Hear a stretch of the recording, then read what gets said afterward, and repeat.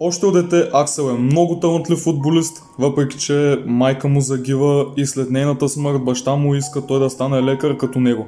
Първоначално Аксел учи в гимназия Къркулт, където е част от техният отбор.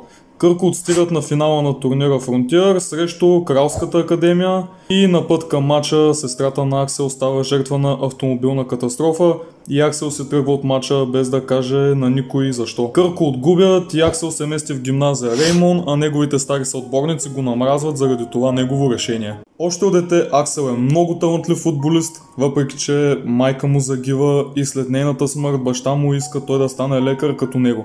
Първоначално Аксел учи в гимназия Къркулт, където е част от техният отбор.